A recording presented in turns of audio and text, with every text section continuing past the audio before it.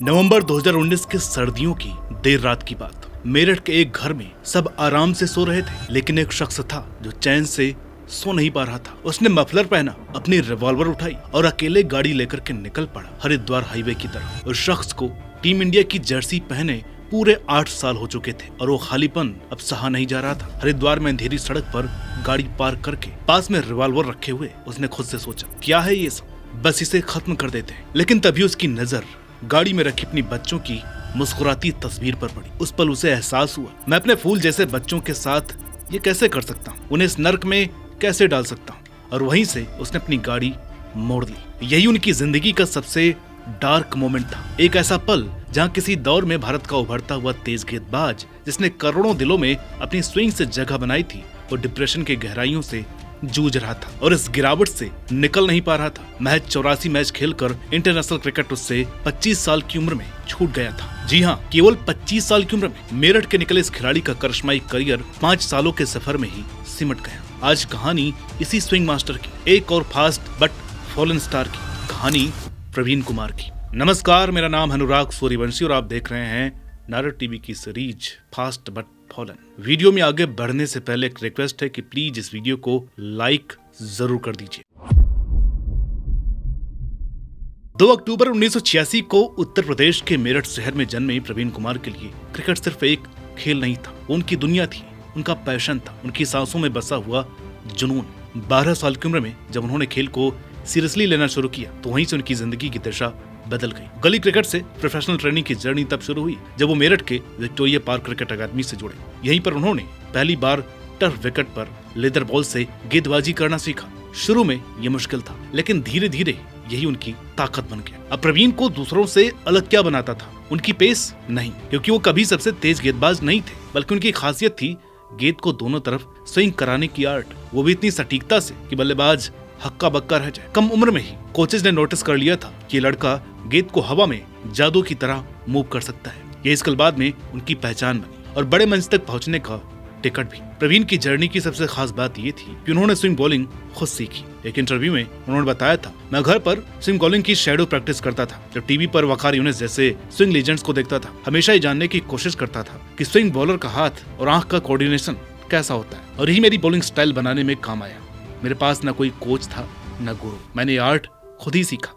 साल 2004 तक आते आते उत्तर प्रदेश के लिए उनकी यूनिवर्सिटी परफॉर्मेंस सबका ध्यान खींचने लगी। 2004-05 विजय हजारे ट्रॉफी में वो ज्वाइंट सबसे ज्यादा विकेट लेने वाले गेंदबाज बने। अपनी मीडियम पेस और दोनों तरफ गेंद को स्विंग कराने की जबरदस्त काबिलियत के साथ उन्होंने सबको चौंका दिया। लेकिन असली ब्रेक थ्रू आया 2007 NKP साल्वे चैलेंजर ट्रॉफी में, जहां इंडिया के लिए उनकी परफॉर्मेंस शानदार से कम नहीं थी, जहां उन्होंने 3 मैचों में 9 विकेट लेकर नेशनल टीम का डोर खटखटाया। इस टूर्नामेंट में वो हाईएस्ट विकेट टेकर थे, जहां उन्होंने रहाणे, सहवाग, दिनेश कार्तिक जैसे खिलाड़ियों के विकेट लिए थे। फिर आता है 18 नवंबर 2007 का दिन। यह तारीख प्रवीण कुमार की जिंदगी हमेशा के लिए बदल गई। पाकिस्तान के खिलाफ सवाई मानसिंह स्टेडियम जयपुर में उन्होंने वनडे डेब्यू किया। हालांकि वो विकेटलेस रहे, लेकिन प्रवीण तो बस शुरुआत कर रहे थे। क्रिकेट की खास बात ही यही है कि ये पहले परखता है, फिर इनाम देता है, और प्रवीण कुमार का इनाम शानदार होने वाला था। 2008 कॉमनवेल्थ बैंक सीरीज ऑस्ट्रेलिया में होनी थी। यहीं से प्रवीण कुमार का असली चैप्टर शुरू हुआ। 26 फरवरी 2008 को होबार्ट में श्रीलंका के खिलाफ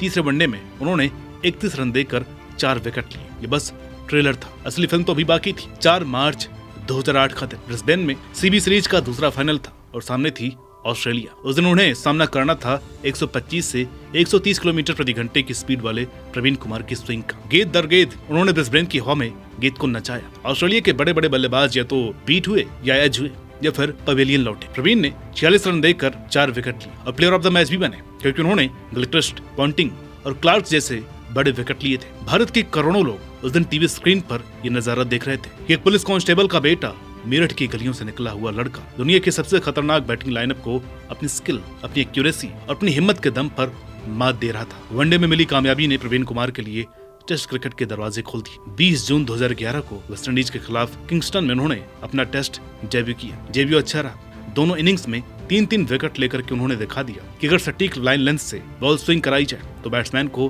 आराम से नचाया जा सकता है। फॉर्मेट चाहे कोई सा भी हो, लेकिन यही दिक्कत आनी भी शुरू हुई। उनको जिस एल्बोंजरी ने सबसे बड़ा धक्का दिया था, उसने फिर से थोड़ा सा तंग करना शुरू किया और वो पेस के साथ स्विंग भी कम कर बैठे, जिसकी वजह से इस सीरीज के अगले 2 मैचों की 4 पारियों में वो केवल 6 विकेट ले पाए। उसके बाद भारत को इंग्लैंड के दौरे पर जाना था।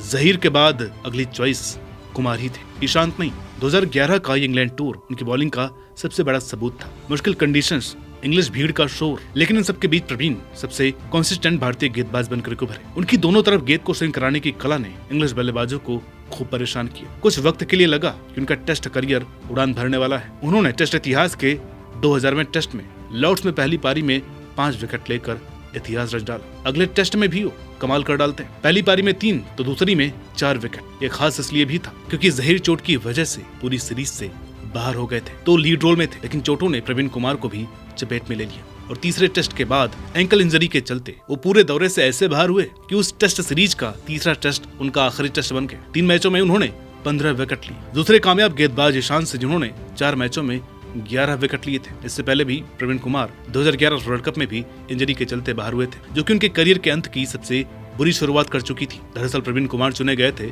2011 क्रिकेट वर्ल्ड कप की टीम में। सालों की मेहनत के बाद, ऑस्ट्रेलिया में खुद को साबित करने के बाद वो आखिरकार उस स्क्वाड का हिस्सा थे जो 28 साल बाद वर्ल्ड कप जीतने का सपना पूरा करने वाली थी। लेकिन तकदीर दूसरी स्क्रिप्ट लिख रही थी। एक एल्बो इंजरी ने उनका सपना तोड़ दिया। उन्हें पूरी तरह टूर्नामेंट से बाहर होना पड़ा। उनकी जगह यशस्वी को मौका मिला और इंडिया ने वर्ल्ड कप भी जीत लिया, लेकिन बिना प्रवीण कुमार के। बाद में उन्होंने खुद कहा, हाँ मुझे हमेशा अफसोस रहेगा कि मैं वर्ल्ड कप नहीं खेल पाया। इंजरी हो गई तो आप कुछ भी नहीं कर सकते, लेकिन हाँ फर्क तो पड़ा कि मैं फाइनल स्क्वाड का हिस्सा नहीं था। ये अल्फाज अपने साथ उस अधूरे सपने का बोझ लेकर के चलते हैं। वो मौका जो उनके करियर की सबसे बड़ी उपलब्धि हो सकती थी, लेकिन उनके हाथ से फिसल गई। वर्ल्ड कप के उस हार्ड ब्रेक के बाद सब कुछ बदल गया। फॉर्म हाथ से निकल गई, फिटनेस की समस्याएं बढ़ गई और भारतीय क्रिकेट में नए, तेज और युवा गेंदबाज उभरने लगे।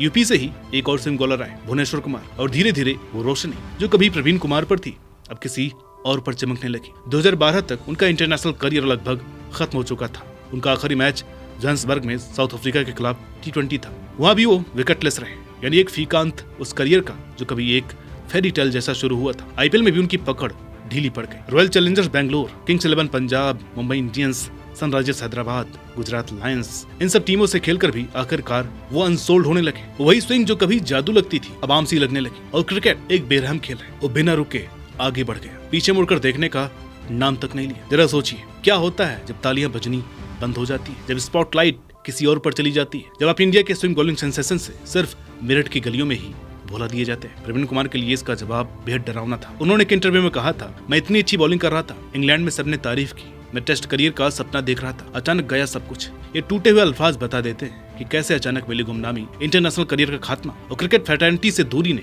उन्हें गहरे डिप्रेशन में ढकेल दिया। प्रवीण ने कहा था कि इंडिया में डिप्रेशन कॉन्सेप्ट ही कहाँ होता है, कोई जानता ही नहीं, और मेरठ में तो बिल्कुल भी नहीं। मेरे पास बात करने वाला कोई नहीं था, हमेशा चिड़चिड़ापन महसूस होता था। सच भी यही है। एक ऐसे देश में जहाँ मेंटल हेल्थ को अक्सर नजरअंदाज कर दिया जाता है, डिप्रेशन को बस उदासी समझ लिया जाता है, वहाँ प्रवीण को ये लड़ाई अकेले लड़नी पड़ी। वह इंसान जिसने कभी करोड़ों फैंस को अपनी स्विंग बॉलिंग से एंटरटेन किया था, अब घंटों छत के पंखे को घूरता रहता था। उन्होंने खुद कहा, मैं पंखे को करीब 5 घंटे तक घूरता रहता था। बहुत दिल टूटाई देख करके, कितना कुछ करने के बाद भी कोई मुझे कॉल तक नहीं कर रहा। जैसे मुश्किलें कम नहीं थी, वैसे उन पर लगातार शराब पीने के आरोप भी लगे। हाँ, उन्होंने माना कि वो शराब पीते थे, लेकिन साथ ही ये भी कहा कि इसमें वो अकेले नहीं थे और उनकी इमेज को ज्यादा बिगाड़ करके पेश किया गया। उन्होंने साफ कहा, प्लीज बताइए कौन नहीं पीता। उन्होंने दावा किया कि एक सीनियर प्लेयर ने जानबूझकर उनके बारे में नेगेटिव बातें फैलाई ताकि उनकी इमेज खराब हो और उन्हें रिटायरमेंट के बाद भी कोचिंग का मौका न मिले। प्रवीण बोले, जब मैं टीम इंडिया में आया तो कुछ सीनियर खिलाड़ियों ने कहा था कि शराब छोड़ दो और कुछ चीजों से बचो, लेकिन सच तो ये है कि सब लोग पीते थे, फिर भी बदनाम सिर्फ मुझे किया गया। ये आरोप सही थे या गलत,